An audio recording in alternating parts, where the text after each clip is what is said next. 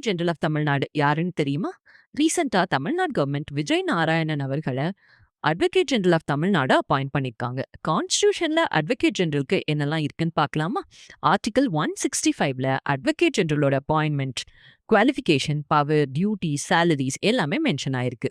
Advocate ஜெனரலை governor தான் appoint பண்ணுவாரு. குவாலிஃபிகேஷன்ஸ் இந்தியன் சிட்டிசனா இருக்கணும், 10 இயர்ஸ்க்கு ஹைகோர்ட் அட்வொகேட்டா இருந்திருக்கணும், இல்லைனா 10 இயர்ஸ் ஜுடிஷியல் ஆஃபீஸ் ஹோல்ட் பண்ணியிருந்திருக்கணும். ஃபிக்ஸ்டு டென்யூர்னு ஒன்று இல்லை. அண்ட் ரிமூவிங் ப்ரொசீஜர் பற்றியும் கான்ஸ்டியூஷன்ல மென்ஷன் பண்ணல.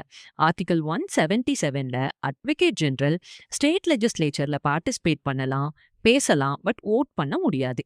ஆர்டிகல் 194 ப்ரிவிலேஜஸ் அண்ட் இம்யூனிட்டிஸ் பற்றி சொல்லியிருக்காங்க. Advocate general full time government employee இல்லை.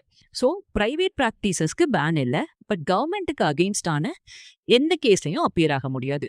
அட்டார்னி ஜெனரல் ஆஃப் இந்தியா யாருன்னு தெரிஞ்சா கமெண்ட் பண்ணுங்க.